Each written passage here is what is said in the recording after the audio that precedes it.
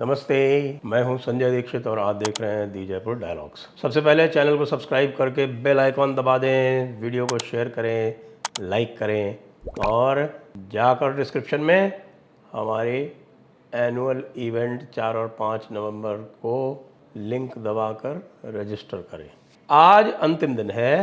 Article 370 की बहस 16वें दिन आज पूरी हो गई, लेकिन पूरी होने से पहले पहले आपको यह जानकर आश्चर्य होगा कि एक प्रकार से चीफ जस्टिस ऑफ इंडिया ने इसका निर्णय पहले ही सुना दिया। और वो कैसे सुना दिया वो मैं आपको बताऊंगा थोड़ा डिटेल इसकी, कि कपिल सिब्बल ने कल आर्ग्यूमेंट आरंभ किए। जब रिस्पोंडेंट्स के आर्ग्यूमेंट समाप्त हो गए, रिस्पोंडेंट्स के आर्ग्यूमेंट समाप्त होने के बाद यानी यूनियन ऑफ इंडिया के आर्ग्यूमेंट समाप्त होने के बाद इन्होंने आरंभ किया।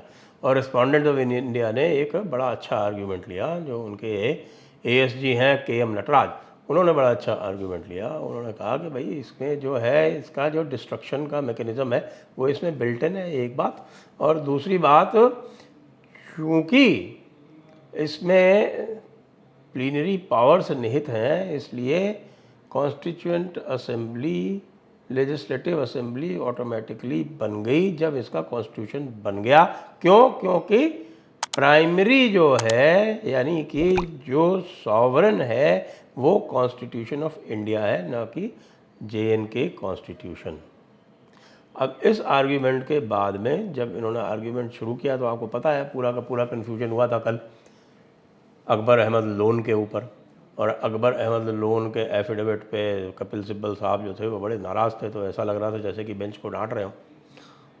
ये तो कहिए उनके सामने कोई रंजन गोगोई जैसा कोई चीफ जस्टिस ऑफ इंडिया नहीं था, तो इनके उनके उल्टी डांट पड़ जाती पक्की। एक बात बिल्कुल स्पष्ट कर दी चीफ जस्टिस ऑफ इंडिया ने कि ये जो इनका आर्ग्यूमेंट है उसी बात को दोबारा दोहरा रहे हैं कपिल सिब्बल साहब कि नहीं, ये जो प्रोवाइज़ो 3 है, क्लॉज 3 का जो प्रोवाइज़ो है, क्लॉज 3 के प्रोवाइज़ो के समाप्त होने के बाद, यानी जिसमें लिखा हुआ है कि recommendation of the constituent assembly shall be necessary, तो वो रिकमेंडेशन वाला जो प्रोवाइज़ो है वो तो कॉन्स्टिट्यूएंट असेंबली के समाप्त होने के साथ समाप्त हो गया।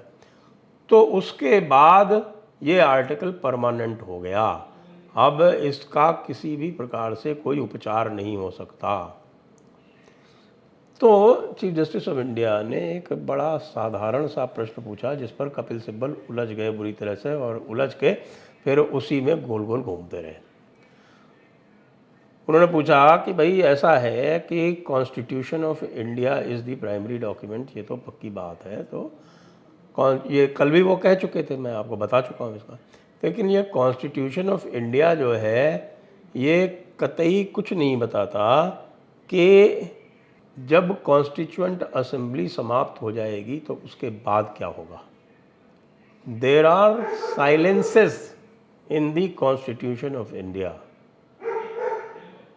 And though silences are important. कहने का मतलब उनका ये था कि जहाँ पर कुछ नहीं लिखा हुआ है उसको तो हमें पढ़ना पड़ेगा ना।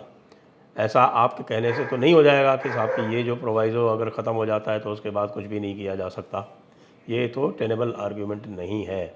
तो कपिल सिब्बल जो है वहाँ पर उखड़ गए। उखड़ने के बाद फिर उन्होंने कुछ इस तरह की बात कही। तो उन्होंने उनको सीधी सीधी बात कह दी कि भाई देखिए, आपने 1954 का जो कॉन्स्टिट्यूशनल ऑर्डर था CO 1954 से आपने न केवल आर्टिकल 367 में अमेंडमेंट किया, अपितु आपने जो आर्टिकल 368 है उसमें भी अमेंडमेंट करके ये लिख दिया कि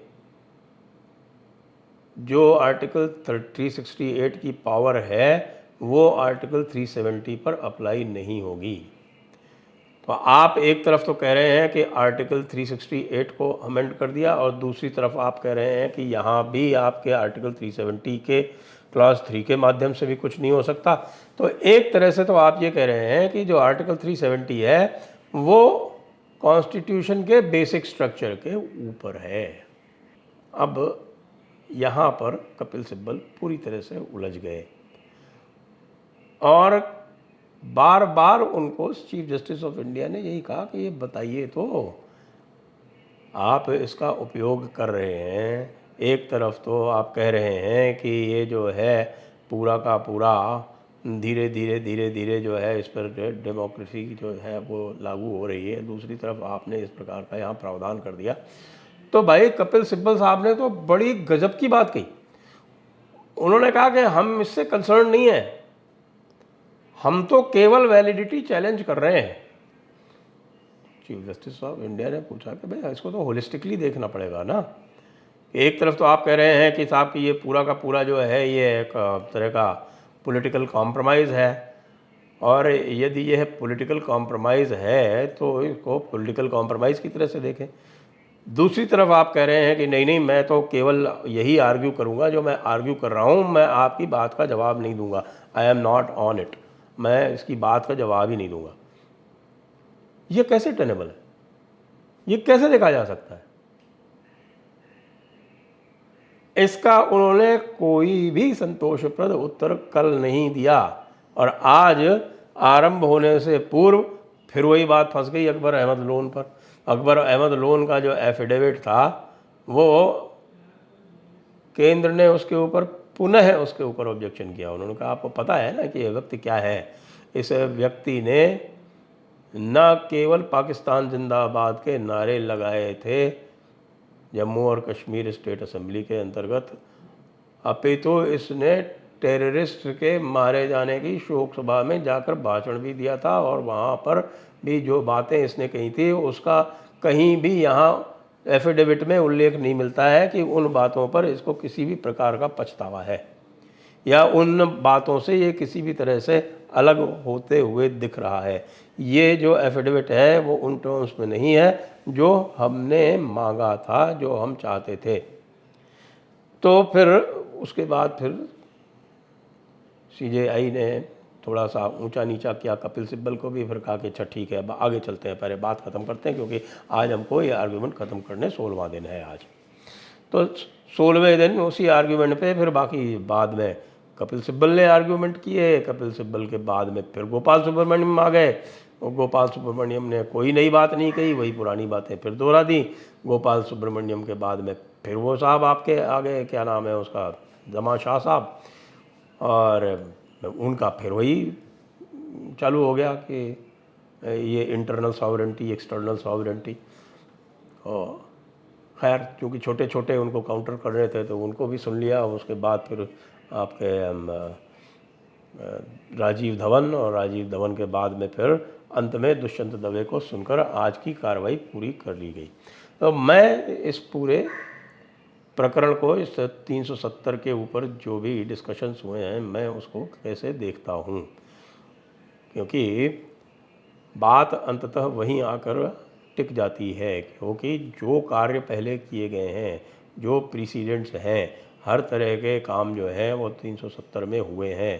370 में कॉन्स्टिट्यूशन के, भारत के कॉन्स्टिट्यूशन के प्रोविजंस जो हैं वो धीरे धीरे अप्लाई किए गए हैं, लेकिन उसमें जो आर्टिकल 35A है उसका जो इंसर्शन हुआ है उसके ऊपर प्रश्न चिन्ह है, क्योंकि जो अधिकार दिया हुआ है 370 के क्लॉज 1 के डी में वो ये है कि कॉन्स्टिट्यूशंस के, भारत के कॉन्स्टिट्यूशंस के जो प्रोविजंस हैं वो अप्लाई किए जाएंगे। 35A भारत के कॉन्स्टिट्यूशन में कोई प्रावधान नहीं है, उसको उन्होंने कैसे अप्लाई किया इसके ऊपर भी एक प्रश्न चिन्ह है। और उसका उपयोग करके जम्मू कश्मीर के कॉन्स्टिट्यूशन में आर्टिकल 6 डाल दिया,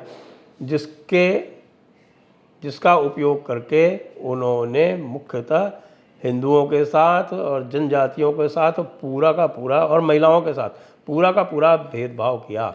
उनके जो मूल अधिकार हैं, उनके जो फंडामेंटल राइट्स हैं, उनको समाप्त कर दिया, जो कि बाद में इंटरवीनर्स ने भी आके उनको हाईलाइट किया था। मैं आपको कल उसके बारे में बता चुका हूँ।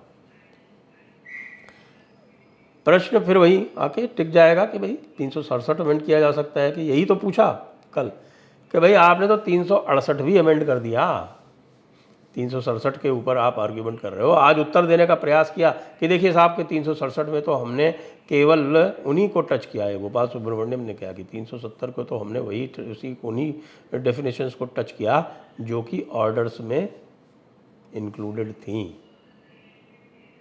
अब ये जो है ये कोई तर्क वाली बात तो है नहीं, क्योंकि ये ना तो कहीं लिखा हुआ है, ना इसका कोई statement of objects and reasons का कहीं कोई किसी प्रकार का प्रावधान है। ये तो माना कि हाँ 367 की डेफिनेशंस चेंज की गई, 1954 सीओ से चेंज की गई, 1965 सीओ से चेंज की गई, कॉन्स्टिट्यूशनल ऑर्डर 1965 से चेंज की गई, और मकबूल अहमद दामनू में उसको स्वीकार भी किया गया, मोहम्मद मकबूल दामनू वाले केस में। उसी के सहारे आप जानते हैं कि प्राइम मिनिस्टर जो था वो चीफ मिनिस्टर बन गया, सदर रियासत गवर्नर बन गया, वो सब उसी डेफिनेशन क्लॉज से हुए। तो मेरा ये मानना है कि जो बेसिक लिम्ब था इनके आर्ग्यूमेंट का वो मिसप्लेस था। आज बात फिर से की गई कि प्रेसिडेंट रूल का ऐसा उपयोग नहीं किया जा सकता। पहले ही बताया जा चुका है, प्रेसिडेंट रूल में कई सारे सीओ आए हुए हैं, कॉन्स्टिट्यूशनल ऑर्डर आए हुए हैं। 1986 में आर्टिकल 239 को अप्लाई किया गया था, उसके बाद 92 और 93 में प्रेसिडेंट्स रूल को इसी का उपयोग करके बढ़ाया गया था। वो कॉन्स्टिट्यूशनल ऑर्डर्स आए थे प्रेसिडेंट्स रूल में, उनको कहीं किसी ने चैलेंज नहीं किया, तो प्रेसिडेंट है उसका। और तीसरी बात जो बार बार उठा रहे थे कि रिकमेंडेशन जो है वो कंसल्टेशन, और उसके बारे में वो रिकमेंडेशन वाला जो पॉइंट उठाया है गवर्नमेंट ने आर्टिकल 370 के क्लॉज 3 में कि साहब ये कंसल्टेशन और कंकरेंस नहीं, ये रिकमेंडेशन है। और रिकमेंडेशन का लॉ में बिल्कुल स्पष्ट है कि रिकमेंडेशन जो है वो बाइंडिंग नहीं होता है। तो इस प्रकार मेरा ये मानना है कि चीफ जस्टिस ऑफ इंडिया ने लगभग ये स्पष्ट कर दिया है कि भाई ये जो 370 वाला जो मामला है उसको जिस प्रकार से देखने का प्रयास कर रहे हैं और 370 के माध्यम से उसको अलग रखना चाहते हैं। पूछा गया ये, तो कपिल सिब्बल ने कहा कि ये तो प्रश्न ही नहीं है, हम तो केवल वैलिडिटी की बात कर रहे हैं। मतलब ये कि चित्त भी मेरी पट्ट भी मेरी अंटा मेरे बाप का, तो ऐसे चलता नहीं है। मेरा मत ये है कि 370 के इस पूरे प्रकरण में यूनियन ऑफ इंडिया अपना पक्ष सफलतापूर्वक रखने में सक्षम हुई है, और ये जो चैलेंज है 370 को निष्प्रभावी करने का वह सफल नहीं होगा। जय हिंद, जय भारत, वंदे मातरम।